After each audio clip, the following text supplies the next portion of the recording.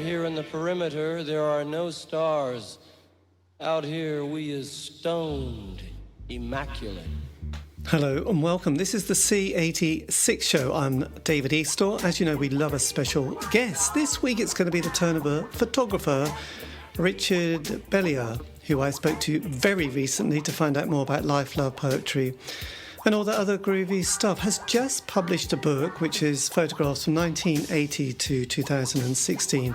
It's a colossal publication featuring a lot of incredible indie bands, including various C86 bands that were photographed during their ICA week in London. But you'll find out more about that and all the other bits and pieces with this fascinating interview. Richard's in France, but apart from that, I think everything is generally all right. So look, after several minutes of interest but casual chat, we get down to that exciting subject that was the early formative years. Richard, tell us about your cultural awakening. Oh, it's a very good question. The radio station RTL had a rock program that I would listen to, and this opened my ears to bands like The Cure, for instance, and that was literally very early 80s, and also a television program in France that would be on French television Sunday at noon. You hear that? Yeah, I can. So but childhood, did you have like the top 10, top 20, top of the pops like we did in the UK that we used to watch as... No. There was not this culture, and there was not a British music press so vibrant either. What about your parents? Did they have any influence? I got it from my cousins a little bit, I would say, who would have like a vinyl of Led Zeppelin at home, I remember. Yes. Things like that. So when did you was there any records that you kind of heard on the radio that you thought, oh my God, I love this, like Seasons in the Sun by Terry Jacks, or I don't know, Chatham, or listening to the Beatles or the Stones or the Monkees? Did any music come into your early years? Beatles. The first time ever that I bought a record, it was the double, the blue compilation of the Beatles, and I remember spending a lot of time with my cousin, asking him whether I should buy the double red or the double blue. Whether the double blue was too early for my ears, or maybe I should start with the double red. And eventually, I thought the music was more challenging on the double blue compilation of the Beatles, which I eventually bought. Right? Yes. Started, the Beatles, of course. And when you were at school, did you excel at art or maths, or was there any particular subject that you particularly kind of found interesting? Or English? I loved learning English. English was my thing. There was something very special in my heart for England. The way you sound when you speak, the music, the attitude when you win football. I don't know, the whole British thing. It always attracted me somehow. Yes. And when you were sort of going through school, did you at the age of 16? In the UK, that's when you can leave school, or you do your O-levels, then take A-levels, go to university. What happened to you when you were kind of 16? What year was that? 78. 78. So you would have been a perfect age for punk. Did that sort of come across the channel? Did you suddenly start? I was terrified. No, I was terrified. Because you couldn't hear punk rock music on the radio. And the only thing that you could trust were some articles in the music press, and they were explaining that this punk energy came from I don't know, how the society was in England at the time and shit like that. And I thought that I don't know. I was very impressed. I was very Yes. impressed by these people. So then, when did photography and a camera come into your consciousness and your hands?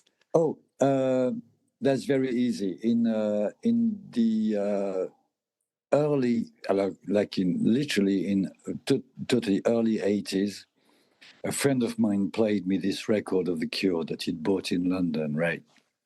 And I thought this was absolutely amazing. And The Cure were playing in a festival about an hour and a half from where I lived. And there was also The Clash that day. It was a very good festival. There was The Cure and then The Clash, and both bands were literally opening for the headline was Roxy Music. It was a really very good festival. Yes. I went there and I absolutely loved every concert. Roxy Music did not play because there was nobody in the festival. They knew they were not going to be paid. There was like punk rockers throwing mud at each other. And so Roxy Music decided not to play. And so The Clash said, we're going to play longer. So this is my first memory of a festival.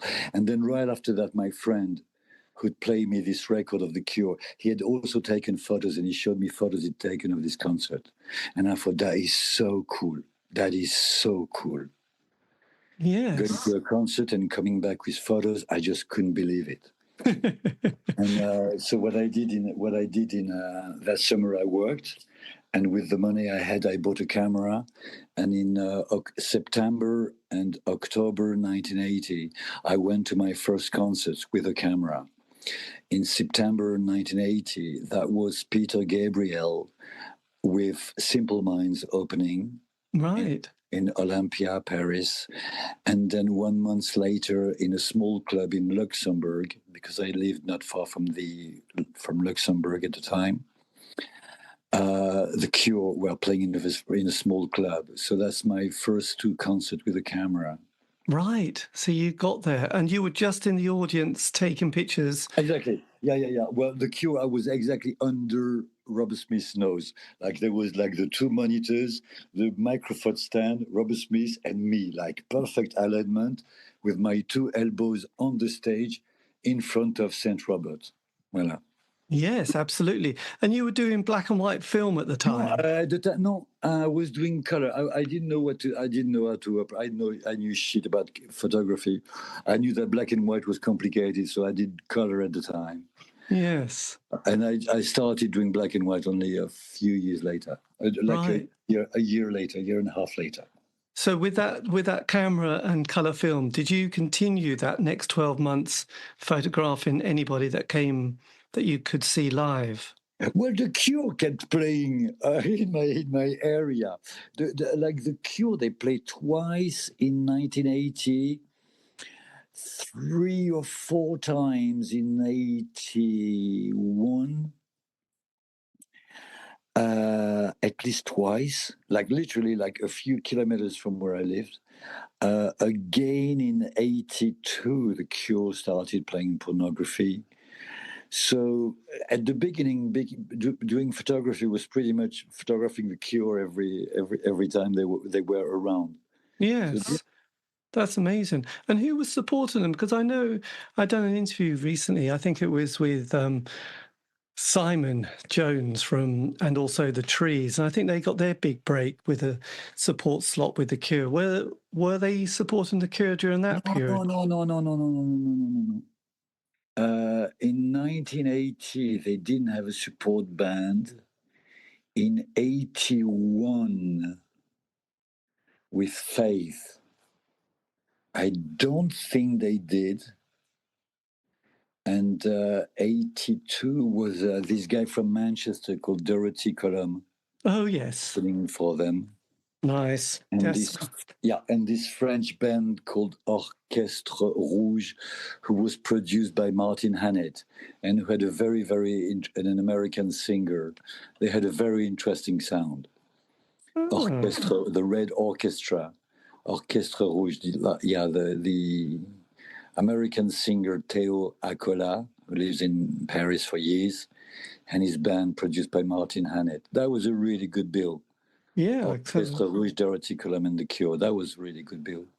now, it's sort of most people who manage to get a camera into a concert during that period take a few photographs. That's kind of it, apart from the fact that we often see them on Facebook and they're very not great quality and they're not really going to make a career in photography. So what happens into your brain that makes you then take it to the next step and change colour for black and white? Oh, that's very simple. I was reading the music press, and I was looking at the photos in the music press, and this is what I wanted to do. I didn't want to bring like a small snap camera. I don't know how you call it, just to have memories or whatever, or taking a photo of me and the singer because I'd been waiting outside in the cold. This was never the idea. The idea was always to make photos that could be in the music press. I didn't want like random photos, and also I'm never happy with what I do, so I always try to get a better photo. So this is the motive, I would say. Yes, absolutely. So what photographers had you seen at that stage? Because obviously there was Kevin Cummins, there was people like Terry O'Neill, Mick Rock. There's been quite a lot, he says, looking at all my photograph. Bob Grewal, who was American. Was there any particular photographer that you had seen that you thought, oh, that work is particularly nice? All the photos of The Clash by Penny Smith, it seemed so cool to be hanging around with The Clash and be their photographer. It was like, the double whammy. Yes, you could be part of the band. Yeah, not only you fucking hanging around with The Clash, but on top of that, they let you take photos and you're fucking good at it, and you take care of your part of the deal. Yes. This seemed like I've always thought like hanging around with cool musicians, and then not hanging around with them too much, not trying to be friends with the musicians, but like concentrating on the fact that I only wanted eventually to say hello, be polite, have a nice meeting, but most important, end up with a good photo. Yes. This was always my aim. It's interesting because Terry O'Neill, who did David Bowie and lots of other showbiz types from Hollywood, he said the most important thing was not to think that you'd become their friend, but you were just there hanging about for those few days, taking the pictures and not getting in their way, and then sort of introducing or inviting yourself to tea and saying, oh, when shall we meet up again, David or Frank or Elton? And so he'd learnt that from an early age, that it's best to not get in the way. Yeah, also for a very simple reason, is that if you are the photographer, you're that very special person whose life only revolves around the few minutes where you're taking the photos. The rest of the time, you're a useless human being. Only when you shoot, you justify your existence, and because of that, and because of the fact that I take portraits, it's obvious that I need to have attention in the eye of my models. If they see me hanging around, chit-chatting people, blah, blah, blah, snapping away, it's one thing. But if we only have a couple of minutes to take photos, then I know that I will have maximum attention in the eyes of my model. And this is crucial. So, of course, it's great not to hang around with people. It's great not to take photos at 3 a.m. when everyone is tired. It's basic respect of my models and therefore of my photography, I believe. Yes. So what was the kind of the jump or the at least leap into sort of then getting it to be more than just just a memory of the concert, but how did you start to sort of get commissioned and to move it into the next phase? So I make it very short, right? Like about every year there was something new going on. So first of all, I started in '82 making black and white, and then having box of photos with me and my camera on my shoulder.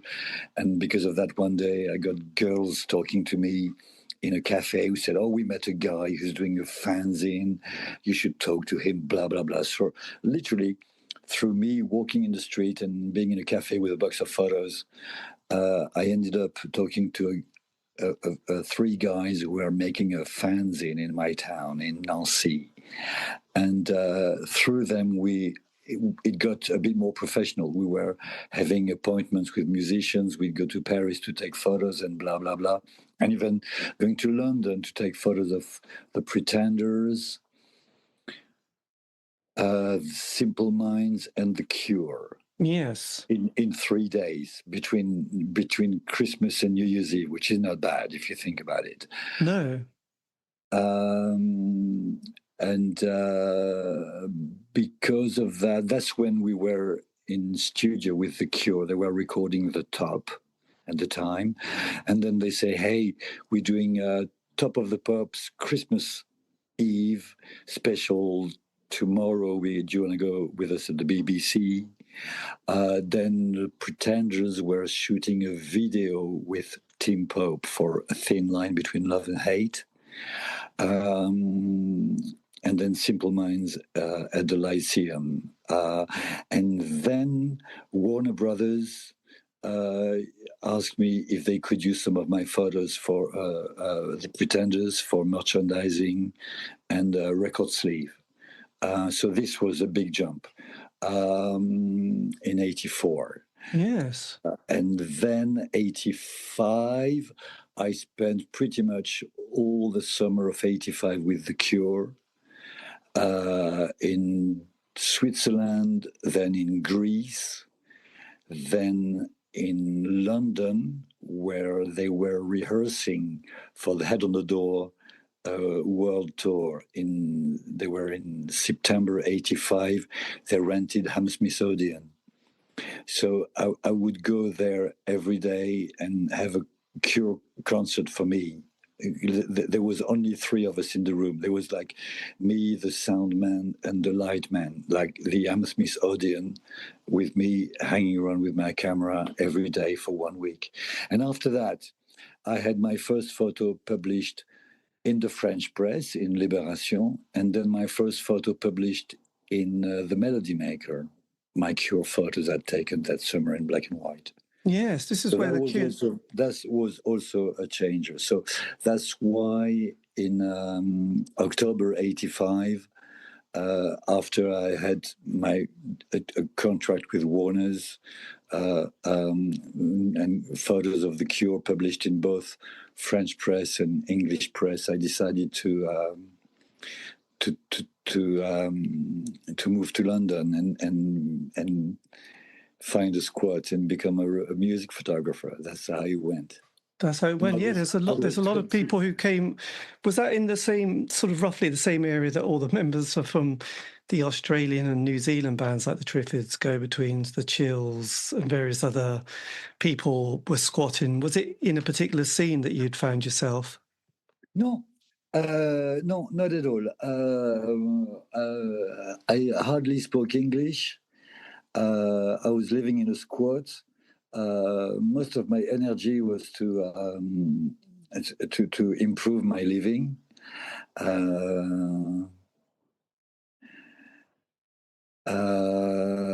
And only after a few months, I went to see the Melody Maker, and I showed my portfolio, and they used some of my photos. In fact, there's a link with the C86 thing that you may or may not know of. Yes. You know that the C86 thing was taking place at the ICA in London, correct? You remember? Yes, this is all true. They was it a 1 week event? That's correct. And by the way, that night, that week, Sarah Ferguson and Prince Andrew were getting married up the road. So during the C86 one night, after taking photos of the bands, I was taking photos of all the people who were staying overnight near Buckingham to see Prince Andrew and Sarah Ferguson wedding. That was the week and the place of C86. But did you know this at all? I didn't know I hadn't managed to make that link with Sarah. Not quite the People's Princess, but she was up there, wasn't she? Yeah, it was the same street and the same street and the same week. Now, yes. What happened is 6 months later, the ICA said, "Hey, this is great to have these concerts. It's really good. We've got a lot of people, media, and everything. The ICA is very cool because we have all these rock concerts and everything." So 6 months later, in January of 1987, they did again 1 week of concerts. It was 6 months after C86. Do you know of this at all? Vaguely, yes. Okay. Now, what's interesting is one of the record company of the time, and I believe it was either A&M or EMI. We will have to figure out. I would think it was EMI. Just like had a look at this thing and say, look, the C86 summer was like such a success. And now there's this equivalent 6 months later, same place, same thing, 3 or 4 bands every night for 1 week. And look, over the years, there's been big bands coming from this scene. So we might as well invest, shouldn't we? So here is the deal. This record company, and again, I believe it's EMI, but we absolutely will check. Yes. Says, okay, we put a recording studio in the street and we sign a contract with every band and we give them £500 to be the owner of the recording tape of the concert. So that's 3 or 4 bands per night for 1 week, blah. Look, for 10,000 or some shit like that, we are the owners of all these recordings, and it's pure mathematics. Out of all these bands, one will come out and we will have exclusive recordings and we're going to break even. That was the deal that was in the mind of this record company executive. So that's what they did. Okay, and in the bill, at one night, there was this band called Head of David. Do you know of them? Oh, yes, I've done an interview with one of the lead singers. Okay, yeah. And so they had this deal that they were going to be playing for 30 minutes and get paid. Did he ever tell you about this at all? Not sure about that. That was a long time ago. So what they did is, fuck it, £500, and they are the owner of the tapes, and the room is full of music journalists. This gives us an idea, and they just make racket, a noise, like stupid noise, for 30 minutes, going like this nonstop, looking at their watch, and all their friends knowing that what they were doing, having a good laugh. And so this is, and also there's a story, they were using tons of smoke machine, and the police came in because they were, they were worried because a lot of smoke was coming out of the ICA that night. And how I remember this story very well, it's very simple, is this concert was the talk of the town. And I talked to a photographer who told me he was working for the Melody Maker, and he hadn't managed to take photos of this concert of Head of David. And so what I did is I rushed home in my squat, I developed the photos, and I went straight to Melody Maker and says, look, I've got these photos. And it was only a microphone with no one around and tons of smoke. And it was like so funny because in the live review, they could tell the whole story of Head of David making racket for half an hour. It's an interesting story, isn't it? Yes. It's with this photo that I got my first photo published in Melody Maker in '87, and that's when they started giving me assignment, and I worked for them for more than 2 years after that. Yeah, because you got on quite, I mean, and what was really boggling about the book, because, obviously we've seen a lot of the famous photographs of that period, but you've got ones of Stunt, Blythe Power, Brolo from Wooden Tops, the Flatmates, the Primitives, Gay Bikers, Loop, Soup Dragons, the Stupids. I mean, it's phenomenal in a sense of these are the bands that we sort of loved as indie kids during the 80s, but very few people managed to capture them. But so were all those photographs what you had taken for the Melody Maker? Yeah, that's correct. Most of them I was doing the photos for the live pages of the Melody Maker. Bear in mind that at the time, the other photographers would fly to Reykjavik to photograph Bjork, or fly to Boston to photograph the Pixies, or fly to New York to photograph the Beastie Boys and shit like that. So being sent to these crusty concerts was not the best spot at the time at Melody Maker. No. But yes, big but. But there was a fucking scene, and it goes straight in your eyes after you see so many photos. There was a scene at the time. Yes, but there was. I mean, that scene. And it was very photogenic. It was very, very photogenic.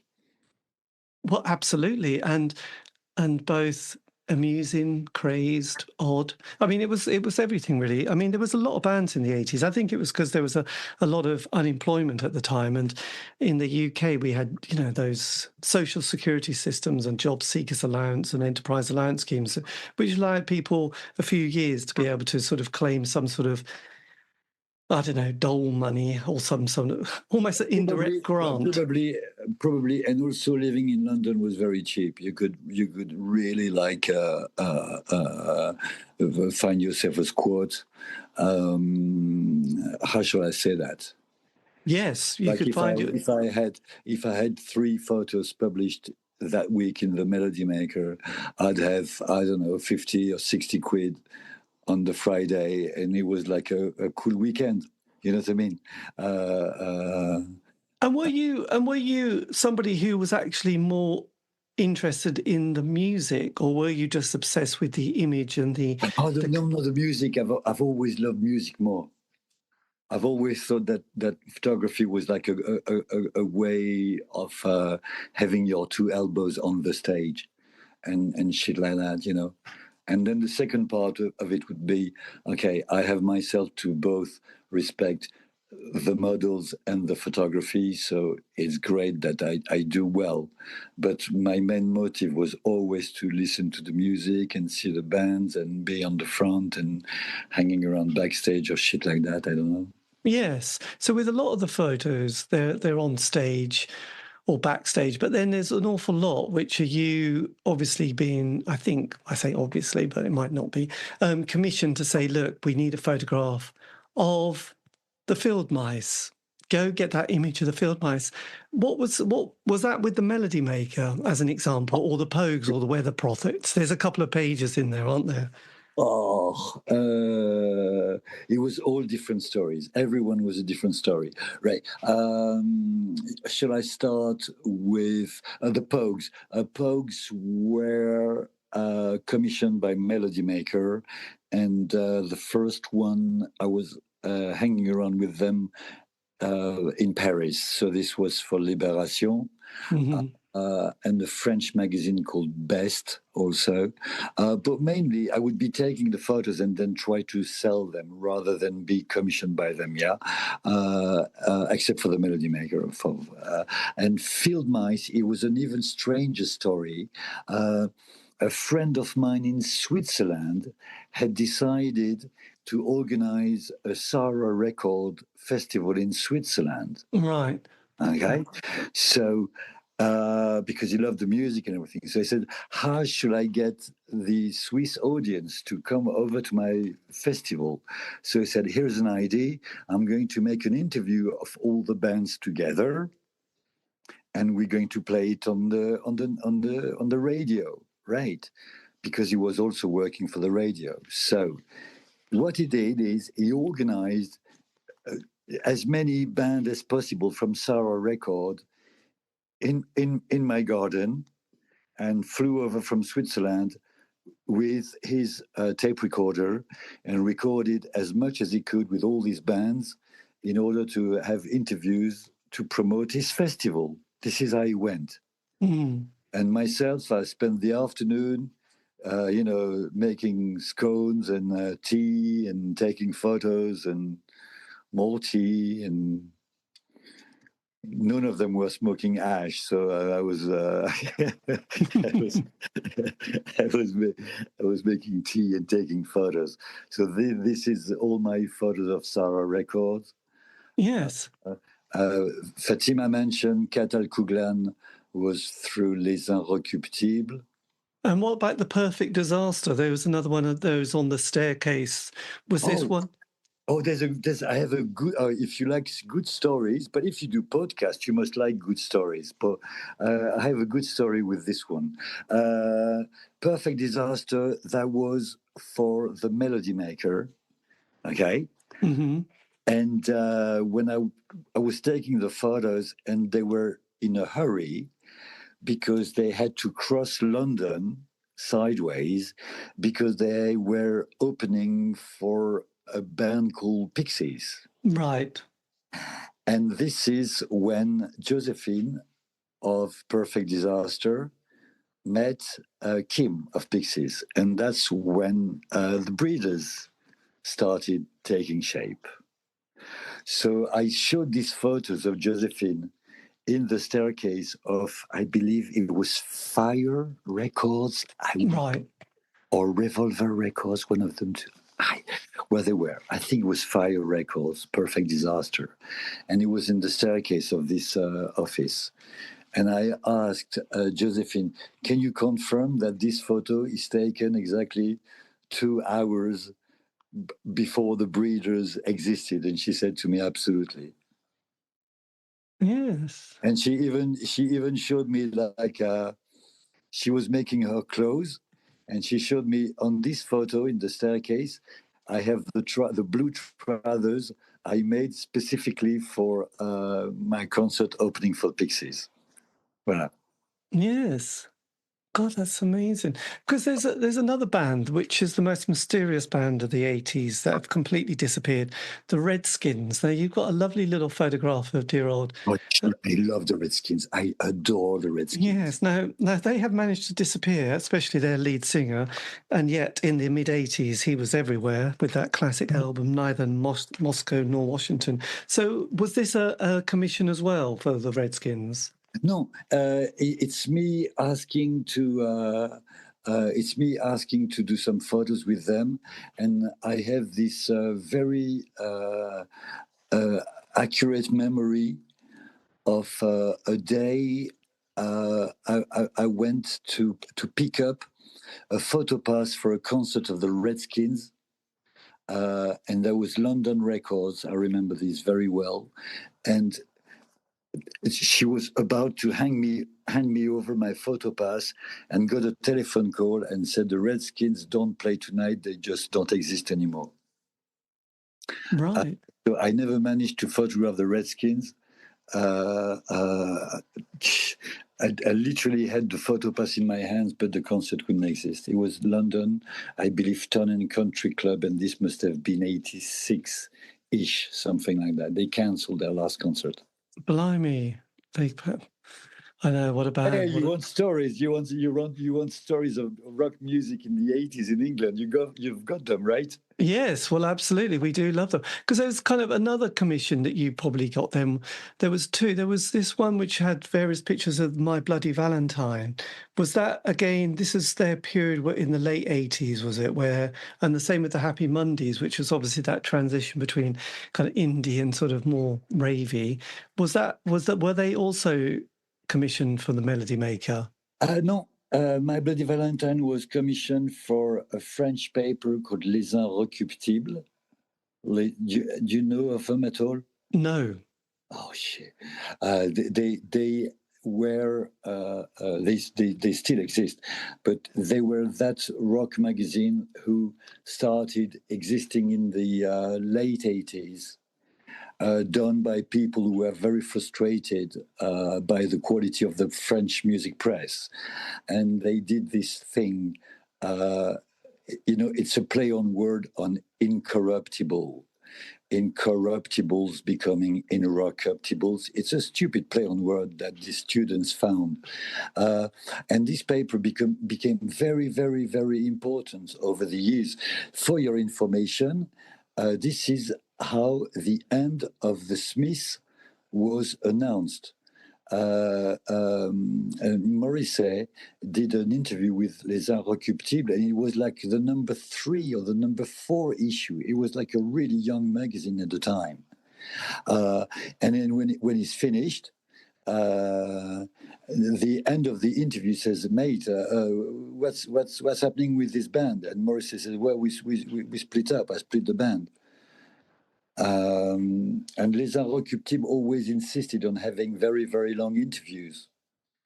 I was already working at the Melody Maker when the split of the Smiths was announced. I remember I arrived at the newspaper and I said, "Oh, I've got this French friend of mine who did a 3-hour interview of Morrissey the other day," and they were like, "Call him, call him."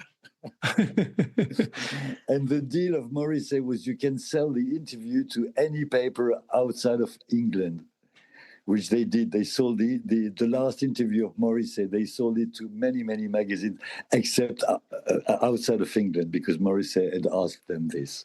Yeah. God, So this is, it's interesting, isn't it? So and My Bloody Valentine. Then I started photographing them and over again, and every time they were playing. How shall I explain this? The guy who was doing the press for Creation at the time is Jeff Barrett. Oh, yes. Right. His intern was Emma, who was going to become the guitar player in Lush. And in my recollection. Yeah. And he was also doing the press for specifically New Order, right? Yeah. For Technique, right? So because of the magazine Best, and because of this link and everything, and the fact that My Bloody Valentine were doing quite a lot of concerts and records and everything at the time, it was kind of easy to photograph them every 2 or 3 months. Yes. Which I did. And eventually in the 90s, I was in the studio with them when they were doing the Glider EP, I think. Right. I guess that was it Loveless they had just done by then? He was not, I can't remember what they were recording, but it was like early 1990 or summer 1990. Yes. I mean, God, because you've got some fascinating pictures. I mean, obviously there's the pictures on stage, which are beautifully captured, but there's all these other ones. Because I also covered this concert called Doing It for the Kids. You remember this thing? Yes. They did Doing It for the Kids, who was like a compilation sold like for peanuts, for £1, something like that. And then they did that was the record, and then Doing It for the Kids was a concert at the Town and Country Club, where I was also. And then I think that they extended the joke to make a French version of it for the readers of Les Inrecuptibles. And I believe it was called Doing It for the Frogs or Doing It for the French or some shit like that. And there was like a French equivalent of this Creation Records operation. Yes. Is that how you met Simon Reynolds then? No, because he was writing for the Melody Maker at the time. Right. Because I saw there was a picture of Simon in the page, and I just wondered if that was to do with doing it for the kids, but that was just was that just the Melody Maker connection? Yeah. With Simon, I had an exhibition in Los Angeles last year, and he came over to the opening, and everyone in Los Angeles was like so very fucking impressed. Like, hey, look, there's fucking Simon Reynolds here in the room, yeah, in Los Angeles. When you have this guy at a rock exhibition, he weighs a ton, you know. Yes.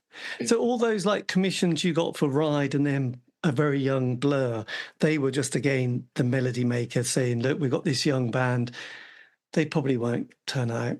They won't do much, but you go and yes, because they look incredibly youthful and goofy, don't they? Really, Yeah, Blur. but I don't know because I started doing a radio also at the time. Well, you do podcasts, so you must know the feeling. Talking to people is fun.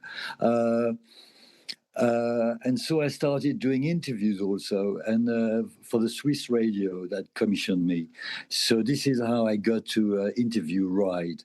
The idea was first to do an interview with them, and at the time they said, "Oh, by the way, we just signed to Creation." So it was before they signed to Creation, and then I said, "Oh, can we take some photos?" Oh, yeah, sure. So. I'd stopped taking photos for the press and taking assignment for radio station. Right. And that was, but it was still around music.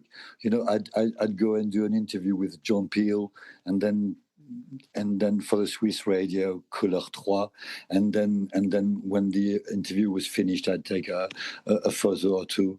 This was also one of my way of getting near funny people. Absolutely. Now, one photograph which was very evocative and lovely, this is on page 244. This is a picture which has just got New Cross, 1991, a young woman with a rather funky hairstyle, big round glasses, by a cooker and some files. Can you remember that photograph? And Yes. because I mean, to be honest, those photographs that I think are kind of priceless, actually. It was... it's in Lewisham, yeah, correct, yeah. It's Right. or Lewisham or New Cross, I can't remember, the south of London. And it was like a big library who was like just like not used anymore, and it was turned into a squat, and some people would make concerts over there. So I was at the time hanging around with bands from the crusty scene, if you remember this. Oh yes, the Crusties, we love them. Right. The Travellers, and there was also a place called the Ambulance Station as well, wasn't there? It was a squat with doing live concerts. Alors, this place I don't know, but one of the band I was friends with, and I was taking tons of photos with, were called Back to the Planet. They were yes, Back to the Planet. We love them. They were really entertaining, and they really had good songs. But like, they were such a bunch of hippies, you wouldn't believe it. But it was like great fun hanging around with them.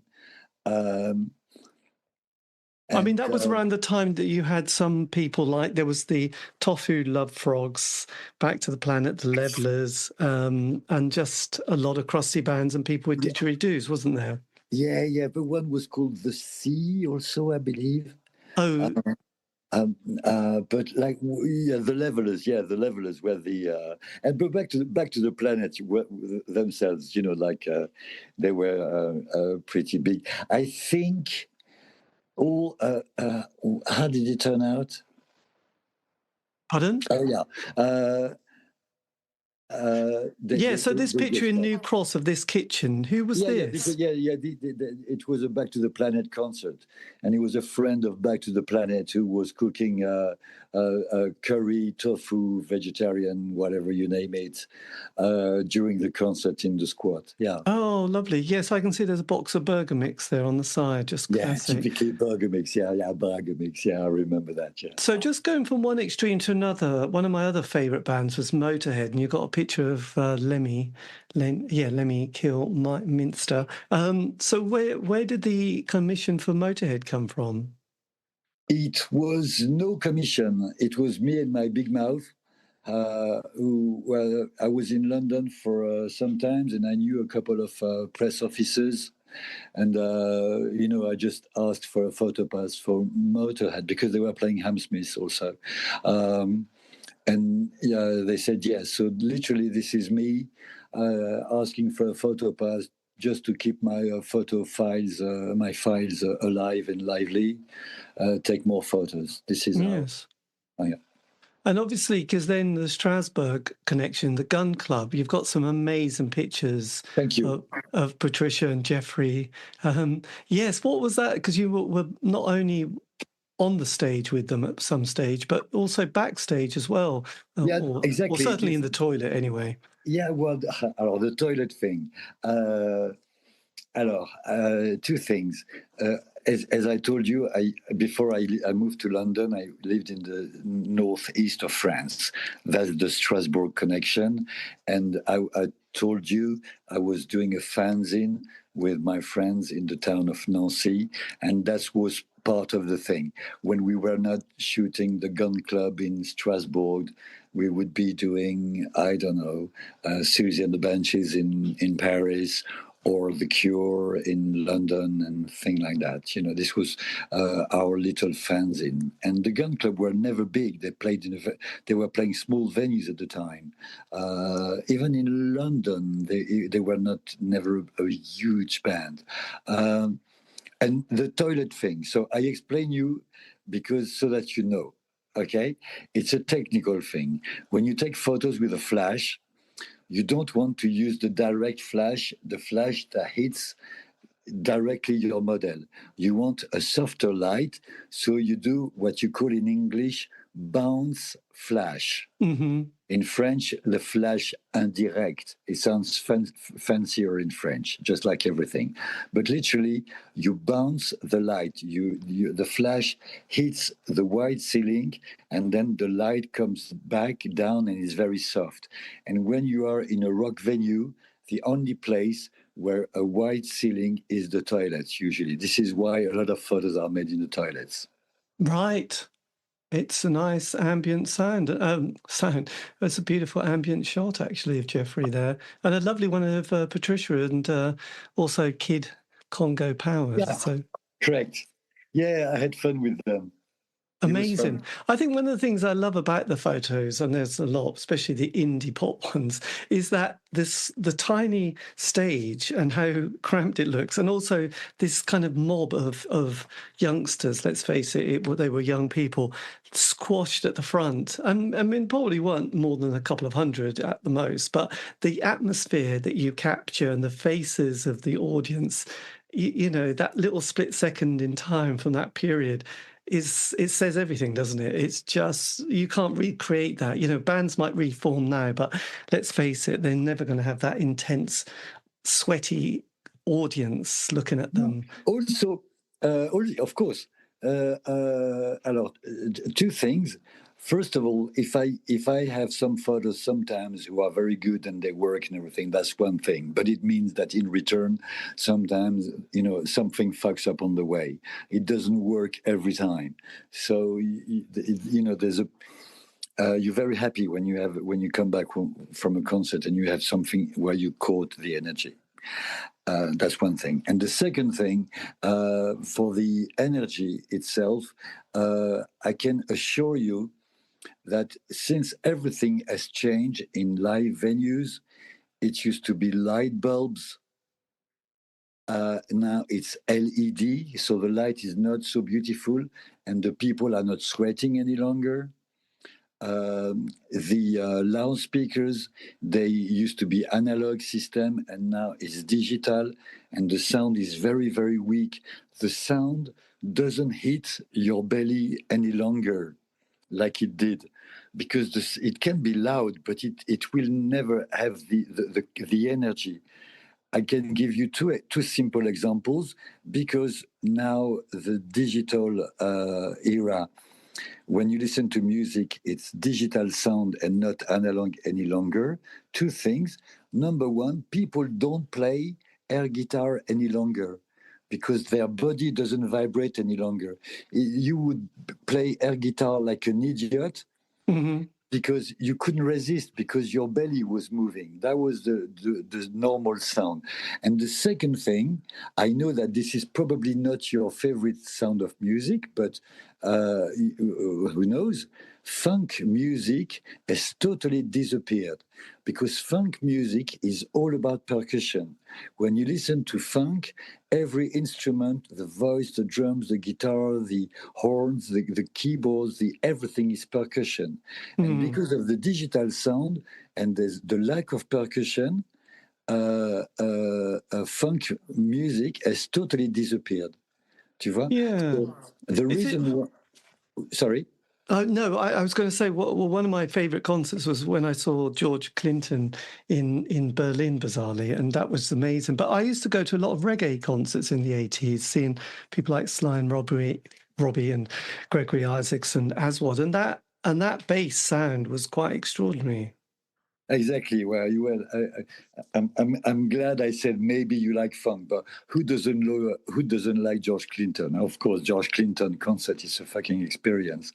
You thank heaven for being there. Yes, I was mesmerised. Tu vois? You were talking about sound quality and So digital. yeah, because of the sound quality and the light quality, and of course the youth. Of course, you cannot recreate what you see on these photos, of course. No. And there's another one of my favourite artists who was in Christian Death. And there's a lovely photograph of Christian Death here. Can you remember sort of how you managed to sort of compose that photograph? This is on page 288. Oh yeah, it's the portrait of Gitane, correct? Yes. Oh, I took this photo. Okay. I said one thing, I'm going to say the opposite now. All right? Now, this photo was taken in the backstage of the Dingwalls. Every Tuesday, there was a goth night. And my connection with this French journalist from Libération, who really liked the goth movement. So we ended up backstage at this concert, where there were the fields of the Nephilim, and then Christian Death, right? Mm-hmm. And I took bounce flash, as I just explained to you, even though the backstage of the Dingwalls is black, right? Now, the trick, it's glossy. It's not matte black. It's glossy black. And secondly, the ceiling is kind of low, and in this condition, you overexposed two stops.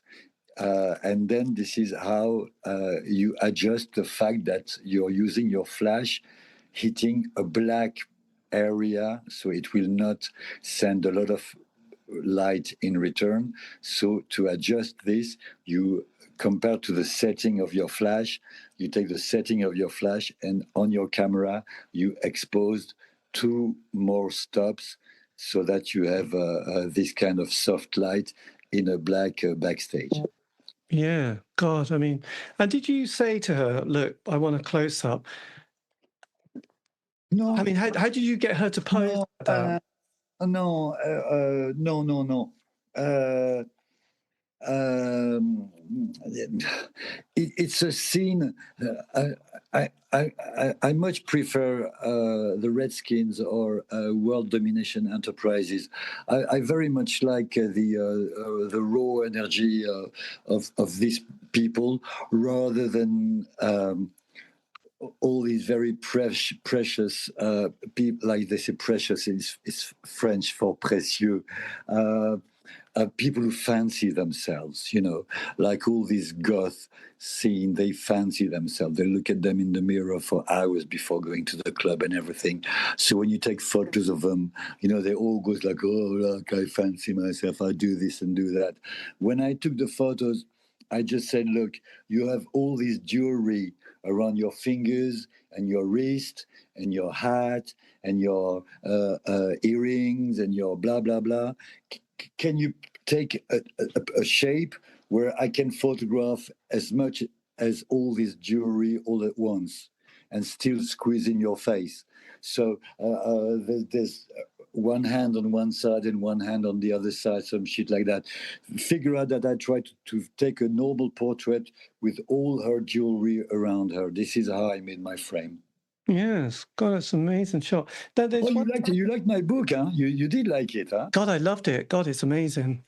I mean, obviously, you got all those, like I said, all those pictures of people like the Stupids, the Soup Dragons, also Goodbye, Mr. Mackenzie, which was another one of those classics. And like I mentioned, you don't expect to see pictures of Stump or Blythe Powell, the Wooden Tops, Flatmates, Primitives, Gay Bikers, all in a sort of big book, because people often want famous names. They want Freddie Mercury, they want Elton John, they want to sell huge copies, don't they?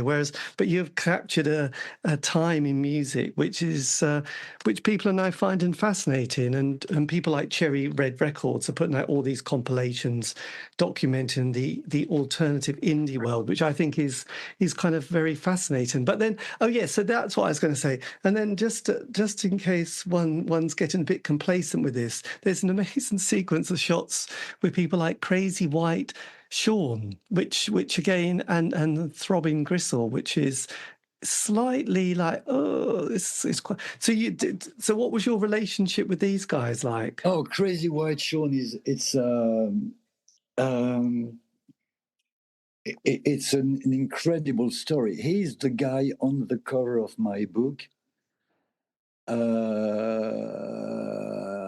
With the I know, I sent you the PDF of the book except the cover, right? Okay. Right. So if you look at all the photos with Crazy White Sean, you've got the first one who's like an audience.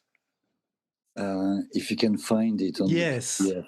Okay, and you've got a guy with big long hair and a mustache, and with the big thumb up. Did you see this photo taken? Yeah, I've got it. It's all there. Okay, so that's taken at Castle Donington in 1991. Okay. Yeah. And the guy in the middle with the big smile and the thumb up. I got it. Is the guy called Crazy White Sean that I photographed in the following pages 20 years later. Blimey. Now I wondered why you had such a cover. I didn't. Okay. And so he called me, he says, hey, it's me on the cover of your book. And so we became friends. I photographed him a lot. And then eventually this idiot, he died. So that was 10 years ago, summer 14. So I went, if you look at the photos of Crazy White Sean, you've got the very last one. It's his hand with the thumb down. Yeah, with the joint in the coffin. Yeah, that's before cremation in Amsterdam. Right. And it's the same thumb up in 91. That was Metallica opening for AC/DC when AC/DC did the Live at Donington thing. Right. So that's my first encounter with him. And then he contacted me with the internet in 2007. Wow. We became and how did he die? Oh fuck! He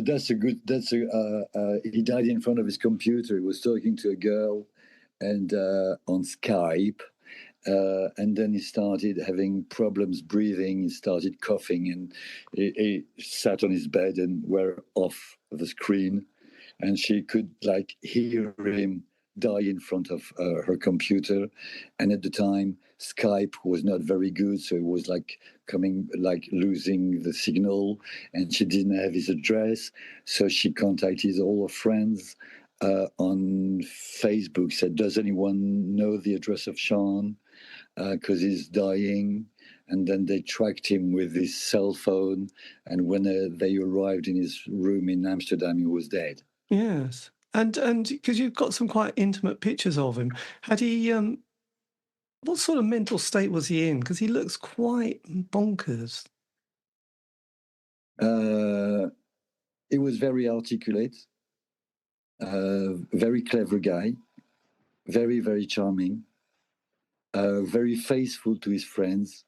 Right. It was great to know that this guy was one of your friends. Yes. And he'd left Long Beach, California, because he was involved in stabbing, I believe. And his mother told him to just take $2,000 or $3,000 and fucking leave America, which he did, and he moved to Amsterdam. Yeah. And he started making a living, making some extreme show with staplers and all sorts of funny effects.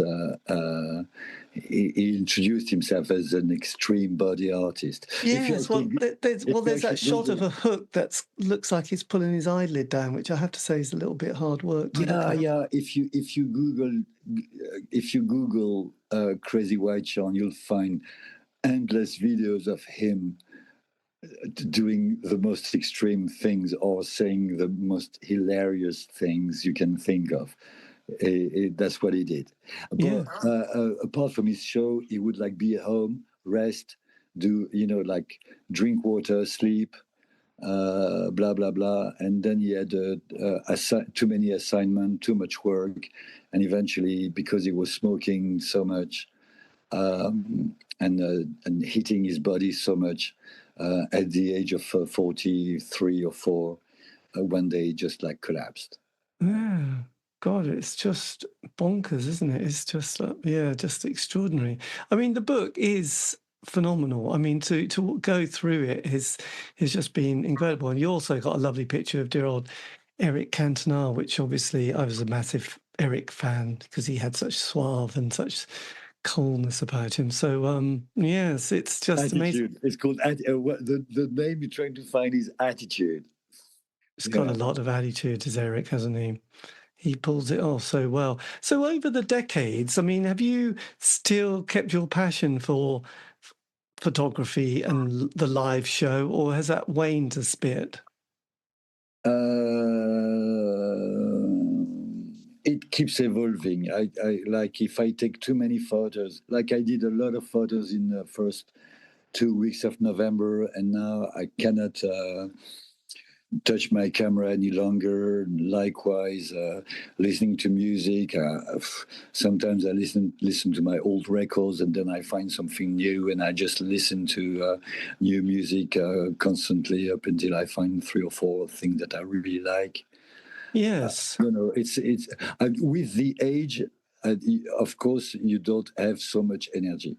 No, this it does start to happen. So when did you? I'm glad, but literally, having this in mind, I'm glad that once in a while I find myself jumping up and down listening to music, saying, "Fuck, that is so cool."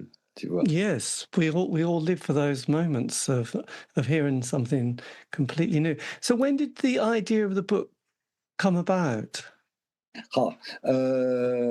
I'd done a couple of books in the year 2005, 10, 12, something like that, who were catalogs for exhibitions, sometimes with interviews.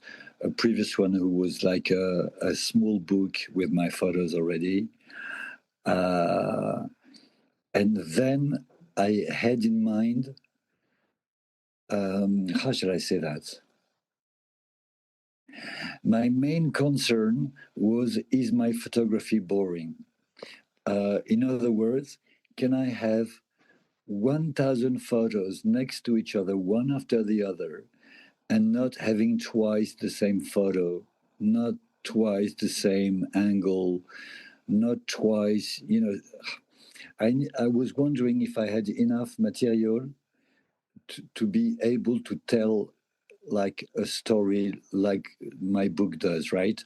And when I was convinced that I have had enough book to make like the biggest monography existing about rock music, then the idea was stuck in my head and it wouldn't move.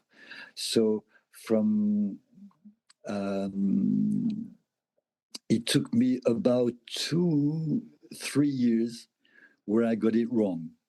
Because when you make a book, it's 1 year experience. You start in January, you finish in the summer, the layout, you proofread your book, and you print it in September. Mm. And you got it for Christmas, right? Something like that. Definitely. I'd say, I do it. And then, no, not this year, not ready. I do it, not this year, not ready. So I missed a few years. In 2016, I said, okay, I go for it. So I paid an assistant to help me. And I kickstarted the book, and I found patrons and clients.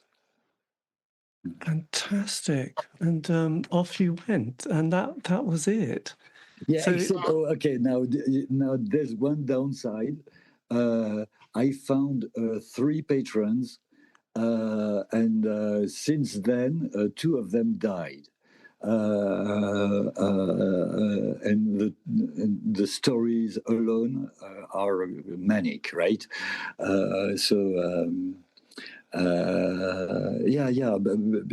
Outside of this information that I just gave you, it's been fantastic. Yes, of course. yes. So you had 3 people who funded it, 2 died. And so how did you manage to then keep the project going and getting it to the end? Oh, they died since. The book came out and then they died, yeah. Oh, that's a shame. So look, I know that sounds a bit glib, really. So is it now available? Is it now available from your website? Exactly. So first of all, you hear me well. I say it with all my love in the world for these 2 beautiful people that I lost, of course. Yvon and Manu. So the book is available on my website. Yeah, correct. So that's my name, richardbellia.com. And this is how I sell it. Or else, when I travel, I bring books with me, and I sell books during my exhibition. Right. So at the moment, and do you have on your website, do you have what you're up to and where you're going to be going next? No. Never make promise to anyone. No. I just try to update my files on social media and website about my photography, what happens to me and what I photographed lately.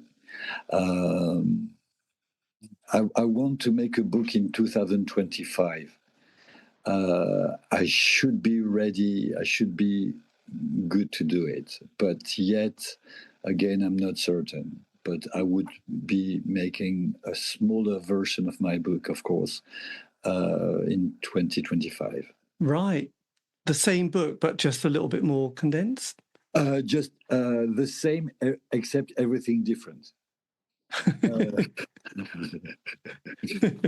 That made no sense. Same. For instance, like I took photos with Joe Strummer, who yes. One photo is kind of famous.